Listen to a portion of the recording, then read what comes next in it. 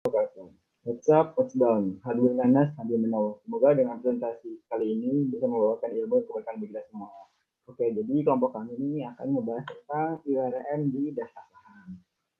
Pembahasan IRM di dasar saham ini itu akan difokuskan pada 4 stakeholder utama, yaitu ada dari sektor pemerintah, masyarakat umum, masyarakat yang diwakili oleh LSM atau NGO, dan juga dari sektor industri. Next, langsung ke gambaran umumnya. Jadi dasar saham itu ada di Provinsi Sumatera Utara. Dia tuh ngelewatin 6 kabupaten atau kota dan dialiri oleh 6 sungai. Dengan sungai Asahan sebagai sungai utamanya yang memiliki panjang tuh kurang lebih 147 km. Luas dasar sahannya itu ada kurang lebih sekitar 3.341 km persegi. Hulu sungai asalnya ada di Danau Toba dan mengalir ini sampai ke Selat Malaka. Terus wilayah dasar saham juga punya curah hujan sekitar 2.112 mm per tahun. Next, dari peta dasar saham bisa diketahui penggunaan tanahnya. Kalau di hulu itu mayoritas untuk sektor industri, sedangkan dari tengah ke hilir mayoritas untuk sektor pertanian dan perikanan. Next. Nah, jadi sebenarnya ada masalah dan isu apa aja sih yang ada di dasar saham ini? Jadi kondisi kualitas air di dasar saham itu termasuk dalam kategori tercemar sedang, dengan kondisi nilai BOD dan COD di dasar saham ini melebihi standar baku seperti yang dapat dilihat pada grafik ini.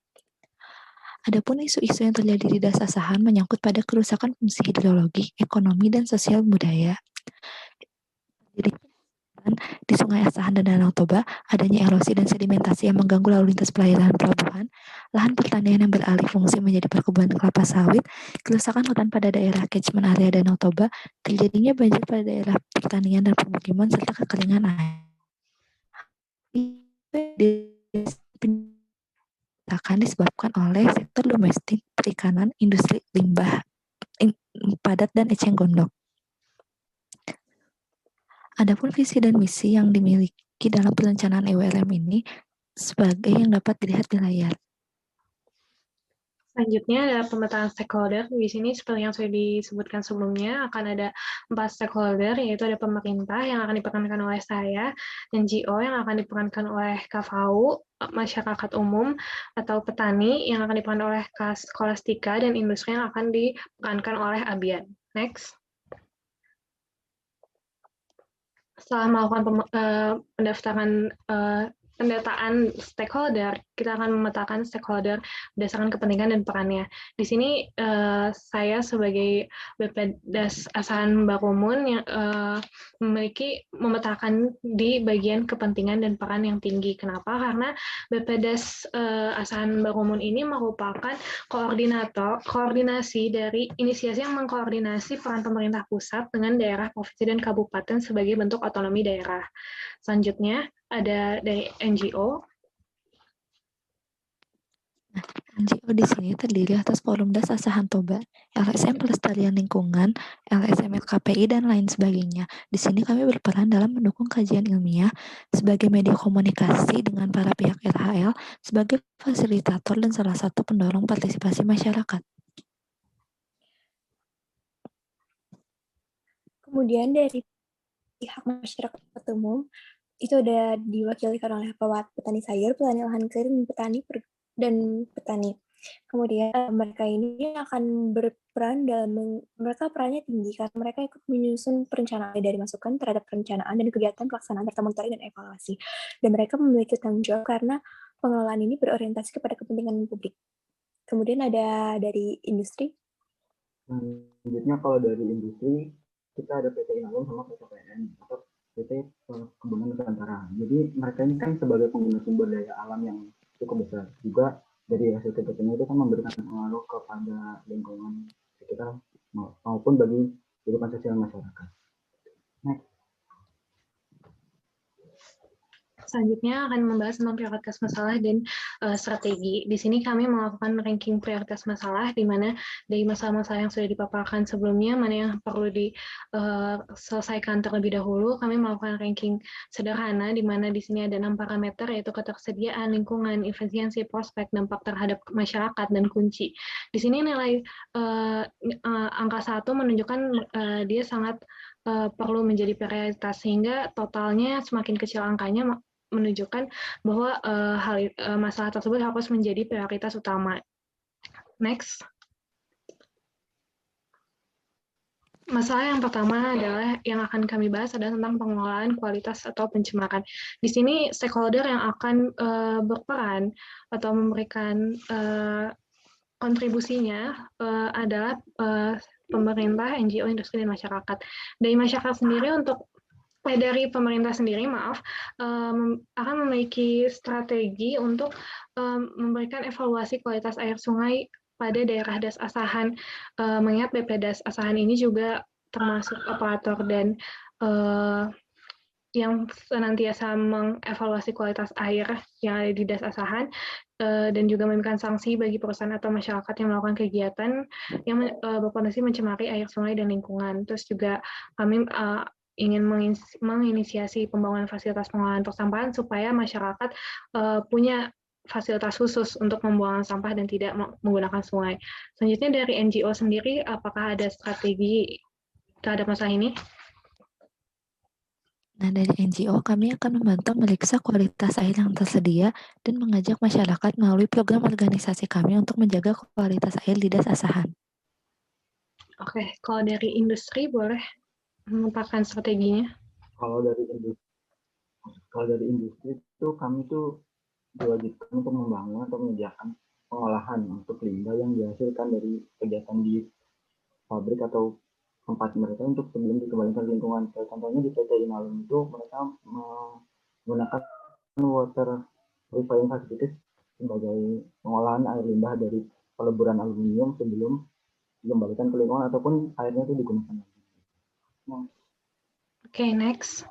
Masalah kedua adalah kebun sawit, di mana stakeholder yang akan lebih banyak bergerak di permasalahan ini adalah pemerintah. Di sini ada beberapa strategi yang kita tawarkan, yaitu seperti rehabilitasi kawasan lindung di sepanjang Danau Toba, penegasan praktik hukum dan kejelasan UU terkait land use change, dan sosialisasi kepada masyarakat tentang penggunaan dan pemanfaatan kawasan lindung, karena setiap peraturan atau kebijakan yang kami keluarkan itu akan berkaitan langsung dengan masyarakat, jadi sangat diperlukan adanya sosialisasi. Next. Untuk masalah ketiga mengenai kerusakan hutan, di sini stakeholder yang berkaitan ada pemerintah dan masyarakat. Yang pemerintah sendiri ingin mengadakan penghijauan lahan kritis dan mengembangkan hutan rakyat dengan tanaman produktif. Dan tentu di sini juga akan dikoordinasikan dengan masyarakat. Gimana dari masyarakat? Mungkin bisa. Kalau untuk dari masyarakat khususnya di golongan petani, maka kami sangat bisa membantu dalam menanamkan tanaman-tanaman yang dibutuhkan, seperti tanaman MTPS, yaitu seperti tanaman kemiri, karet, alpukat, mangga, durian, asam, glugur, cengkeh, dan aren, karena ini sangat membantu dalam menahan erosi dan kerusakan hutan. Terima kasih. Selanjutnya. Kemudian selanjutnya kita dapat menerapkan teknik vertikal. Oke. Boleh dilanjutkan oleh perwakilan dari masyarakat, karena ini sangat berkaitan dengan petani. Baik, untuk dari petani ini sangat merasakan ini sangat berdampak bagi masyarakat petani, maka itu kita mengambil banyak andil dalam menyelesaikan masalah yang ada. Dan kemudian untuk penyebabnya itu kebanyakan erosi dan sedimentasi itu karena penggunaan mulsa plastik pada tanaman lereng dan pembukaan lahan yang tidak bertanggung jawab, yaitu seperti pembakaran bebas. Kemudian untuk dari strateginya sendiri, ada bisa dibantu dari pemerintah dan mungkin dari NGO dan industri. Oke, dari pemerintah sendiri ingin memberikan tanaman dan melakukan pemotongan lereng serta penutupan tanah untuk mencegah masalah ini. Kalau dari NGO atau industri, bagaimana?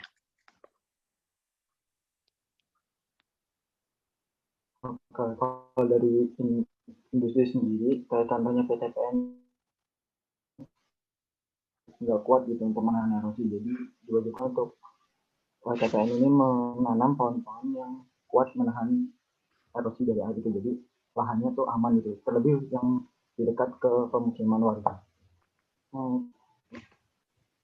Oke, terima kasih. Mungkin bisa di next untuk masalah.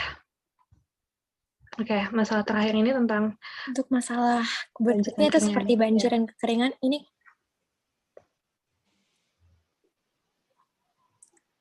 kembali lagi ini sangat banyak sekali berhubungannya dengan masyarakat karena kami yang sangat terpengaruh. Dia tuh selain banjir ini selain mempengaruhi rumah masyarakat tapi juga mempengaruhi irigasi.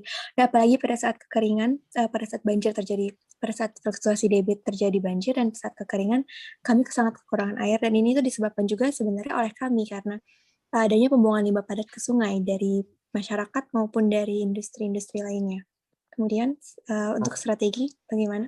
Dan di sini NGO akan berkoordinasi dengan industri sebagai pencetus dengan menggerakkan masyarakat juga untuk terlibat dalam kegiatan rehabilitasi dan konservasi tanah.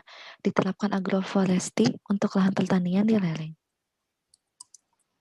Kalau dari industri juga bisa berkoordinasi dengan pemerintah untuk menggerakkan masyarakatnya. Jadi dibangun dulu embungnya untuk menahan banjir atau juga mencegah kekeringan gitu. Jadi pemerintah berfungsi untuk mengorganisasikan masyarakat untuk menggunakan atau merawat embung dengan baik gitu. Kemudian dapat dilihat itu adalah kerangka pengelolaan IWRM. Di sini merupakan tahap-tahap perencanaan. Jadi pertama itu seperti yang dilihat, ada kebijakan pengelolaan SDA. Di sini stakeholder yang terkait itu adalah dari pemerintahan pusat, di lembaga-lembaga terkait seperti perguruan tinggi, lembaga penelitian, LSM, dan lain-lain, di mana di sini dilakukan pembahasan atas isi-isi degradasi sumber daya air dan lingkungan. Di sini tuh selain itu dilakukan juga penyamaan paradigma dan agar setiap stakeholder yang terkait memiliki visi dan misi yang sama agar tidak terjadi ego sektoral. Dan kemudian di sini juga dibahas sesuai dengan TAP MPR dan UU PP dan Kepmen yang ada. Kemudian pada tahap selanjutnya dilakukan perencanaan dalam. Di sini merupakan seperti yang tadi sudah dilihat, kita melakukan perencanaan strategis dalam menentukan solusi-solusi yang dapat dilakukan. Di sini akan mendapatkan dana juga dari pemerintah pusat dan pemerintah daerah, serta dibahas juga kaidah ekologi dan teknik yang akan diterapkan. Kemudian setelah itu barulah dilakukan dari pelaksanaan dari strategi yang sudah direncanakan. Di sini dilakukan pelaksanaan, pengorganisasian, monitoring, evaluasi program dan kegiatan, di mana mulai dilakukan seperti kegiatan penanaman, kemudian dilakukan sosialisasi, dilakukan hal-hal lain yang akan aksi langsungnya. Dan di sini mendapatkan dana juga dari dana masyarakat dan domestik dan dana internasional yang akan disediakan oleh internasional NGO dan pemerintah juga. Kemudian di sini akan diperhatikan juga aturan lokal yang berlaku. Kemudian setelah itu maka dari dampak-dampaknya akan berdampak bagi masyarakat dan masyarakat sekitar lokasi kegiatan. Dan nanti dari dampak yang didapatkan akan dilakukan evaluasi yang akan dikembalikan lagi ke perencanaan dalam untuk merencanakan perencanaan selanjutnya. Begitu. Selesai. Oke, mungkin sekian dari kelompok kami. Terima kasih atas perhatiannya. Assalamualaikum warahmatullahi wabarakatuh.